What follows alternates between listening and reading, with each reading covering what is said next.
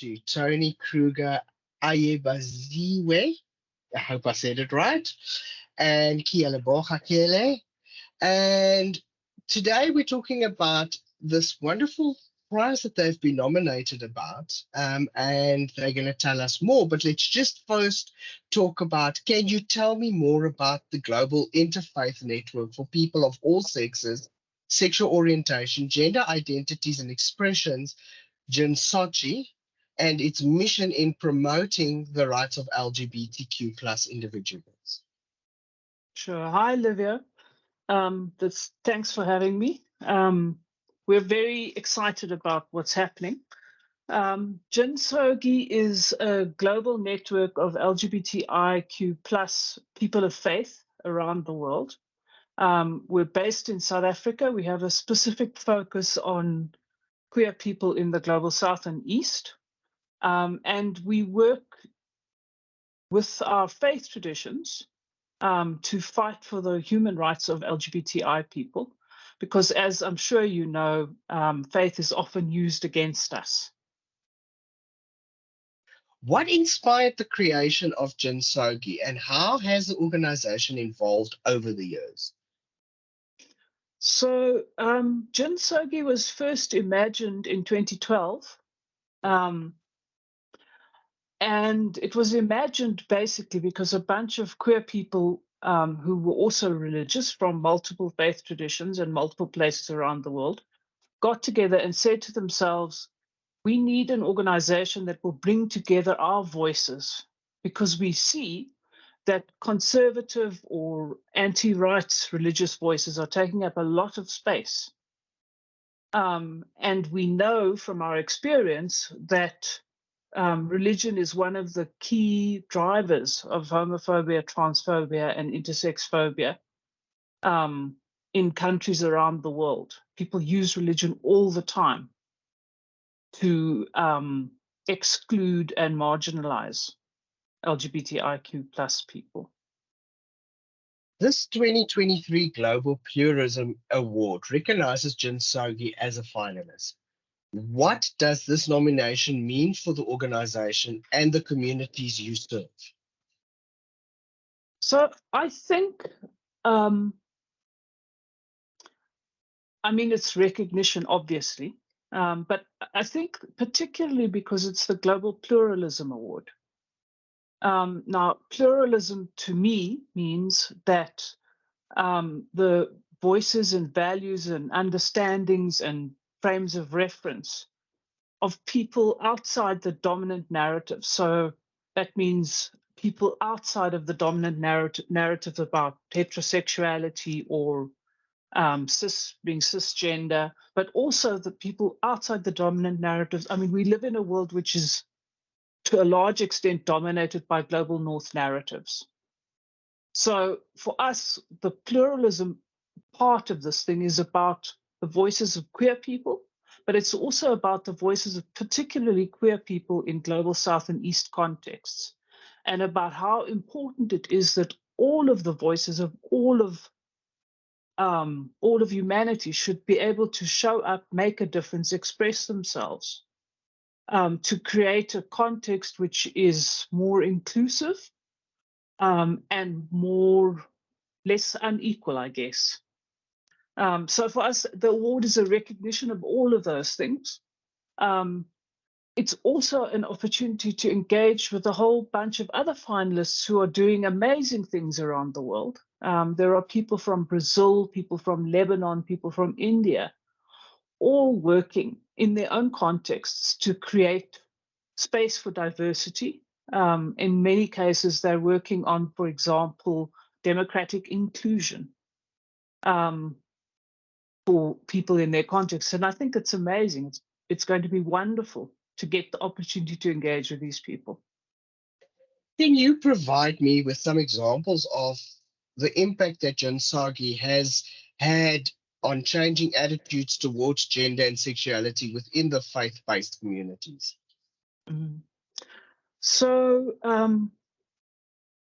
we work in a number of contexts around the world. We work in high-level political spaces. So, for example, at the Human Rights Council in Geneva, building the capacity of diplomats to engage sensibly around the intersections of faith, gender, and sexuality.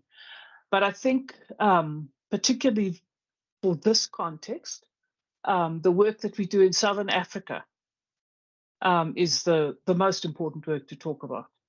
We work in 5 or 6 Southern African countries, mostly not including South Africa, in Lesotho, Botswana, Mozambique, Malawi, Namibia.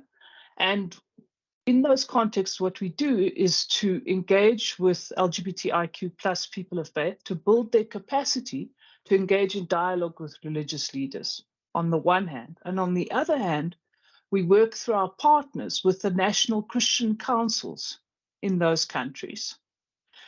And we capacitate religious leaders to engage in dialogue with LGBTIQ plus people. And then we bring the two groups together. And they have a dialogue, they talk to each other, they build relationships. And then beyond that, they then roll out dialogues to local contexts. So for example, somewhere in Botswana right now, there might be a team of one religious leader and one queer person running a dialogue in a village somewhere, talking about the intersections of faith, gender, and sexuality, and about human rights for LGBTI people. We've seen significant shifts in the attitudes of religious leaders. For example, the Botswana Christian Council has recently put out a statement, I believe, in response to some other groups of religious leaders in that country who were thinking of following the example that's unfolding in Malawi at the moment. There's a whole hoo-ha there around queer people and faith, and the narrative has gone to same-sex marriage when that's totally not what it's about. South Africa has a rich history of activism and progress in the LGBTQ plus right. How does Gin Sogie's work fit into this board of context? So we're very grounded in the LGBT sector in this country. I have been an activist in this context for a very, very long time. You wouldn't believe how old I am. But I think that our specific niche is around the intersections of faith with human rights for LGBTIQ plus people. And I said just now that we don't do much work in South Africa itself, and that's because we're a member-based organization. And there are South African Gin member organizations already doing that work in country. So there's, for example, an organization in Cape Town called Inclusive and Affirming Ministries, an organization called the Al Ghurba Foundation, which works with Muslim queer people. So our niche is faith, and specifically we work at the very grassroots, like I said, in a village in Botswana somewhere, and also at high level, in these high level political spaces. And we work to bring these two groups together to amplify the voices of ordinary queer people of faith, also in high level political context, so that they get the opportunity to influence the narratives, the ways that things are understood in those contexts. Right. You said that Gin Sogie collaborates with religious leaders to promote inclusive interpretations of faith.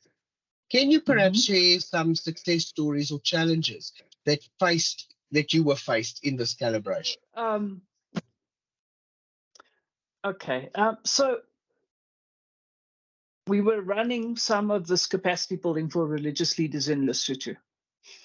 And we have a staff member called Reverend Noktula Dladla, who has been working in the religious dialogue space with religious leaders to push for LGBTI inclusion probably for the last 25 years. She has vast years of experience. So we were running this process in Lesotho, And it's a 3-day process. And this happens often, but this was a particularly significant example. So on day one, there's Noktula in the room, as well as our other partners who are from the Christian Council and so on. And in this group of religious leaders, there's this little old man, probably in his 70s. And he's sitting there and he's coming with his Bible verses, thou shalt not Sodom and Gomorrah, wada, wada, etc. And he's just like, as Noktula would say, he's throwing the book. So that's day one. So day two, goes on, and he's quite quiet on day two. Yeah? And then day three comes, and on day three, at some point, he stands up, and he's actually crying, and he's saying that for 40 years, he's been a pastor somewhere in Lesotho. And he's been teaching people what he was taught. In this case, about Sodom and Gomorrah. He's been teaching people what he was taught. And he didn't know that he had been meeting LGBT people along the way in that 40-year period. Yeah? But now he's realized that some of the people that he's met in his 40 years of pastoring were LGBT people. And he's realized that what he was taught all those years ago, that he's been replicating all these years about Sodom and Gomorrah, is just not true. And he is so sad and so repentant about the damage that he's done through not knowing,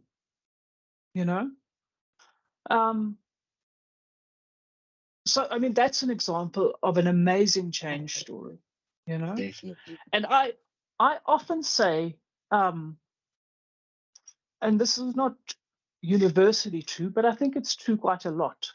The thing about working with religious leaders is that often people become religious leaders because they care about people. True. They don't start out wanting to run giant churches. They start doing this because they care about people. And so if you can connect that spirit of care to the recognition that queer people are human beings, then you can get quite far. Wow. Very, very touching story. What are some of the key advocacy programs that ssogie has implemented to address violence and persecution against sexual and gender minorities worldwide? So, as I said, a lot of the advocacy work we do is in high-level context. So the Human Rights Council in Geneva or the Commission on the Status of Women in New York. And what we do in those spaces, many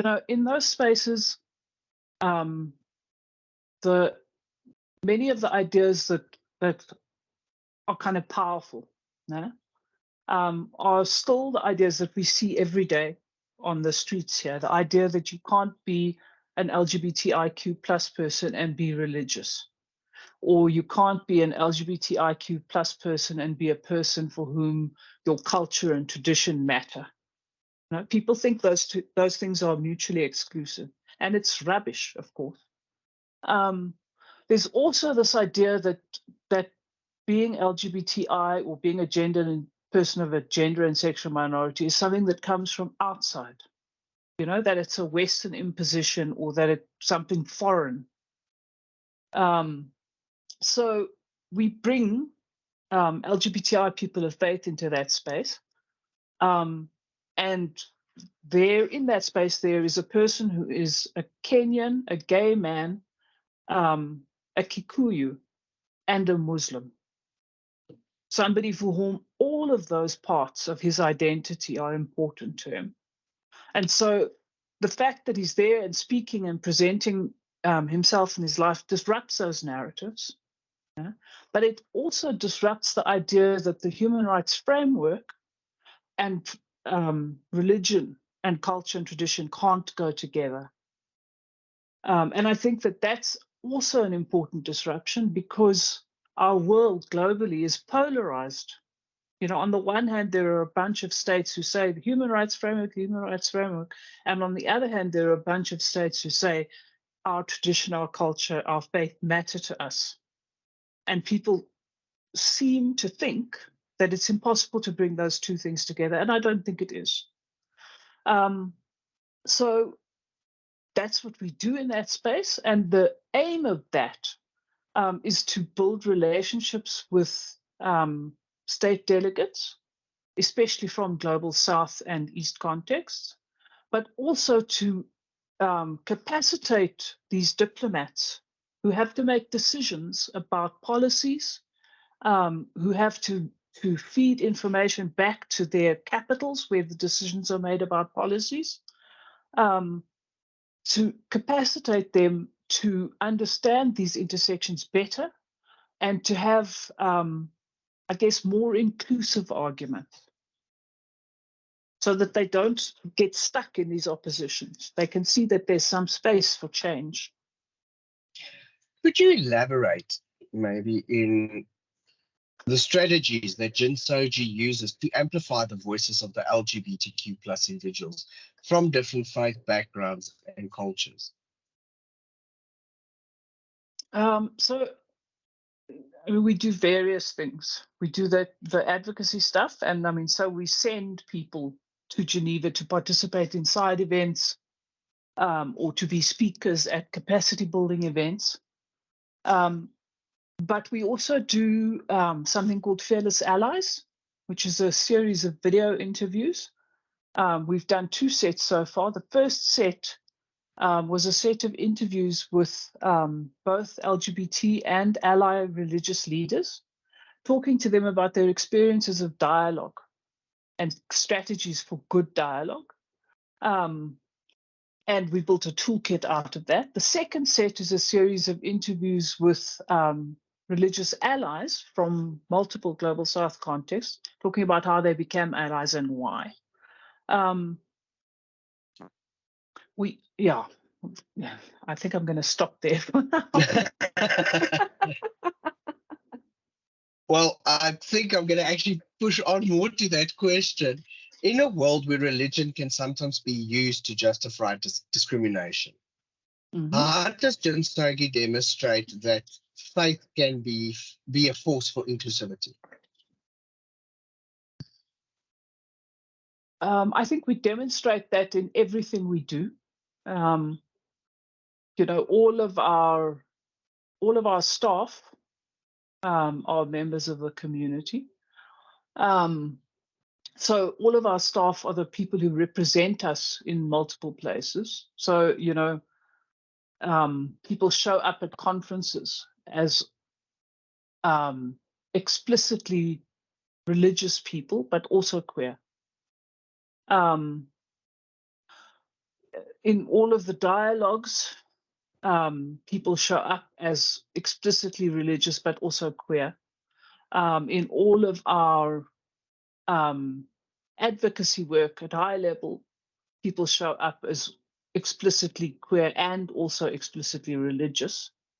I'm kind of slightly losing it. Am I answering your question? You answering my questions. I'm sorry if I made them too difficult. Winning the $50,000 Global Pluralism Award could have a significant impact on the Gin Ssogie's work. How do you plan to utilize this potential award, and what are the organization's future plans and goals and projects? So I think if we were lucky enough to win that 50,000 Canadian dollars, that it would be brilliant, obviously. We would probably use it to deepen our regional engagement. You know, Gin Ssogie is a member-driven organization, so we have members, queer people of faith, in 92 countries around the world. Yeah? And it's not always easy to make sure that we are managing to connect deeply and thoroughly with people in all those contexts. You know, I mean, I always say the world is an enormously diverse place. Like, until you start trying to hold it all, you have no idea how diverse the world actually is. So I think what we would do with that money is to use it to put probably staff people in each region so that they could work with the members there to make sure that we have a better understanding, but also to lift up the voices of Gin members in all of those multiple contexts, so that our programming would be richer and deeper. Toni, Kelly, thank you so much for your time. I'm sorry I threw you into the deep end with all these questions, but thank you so much. I really do appreciate it.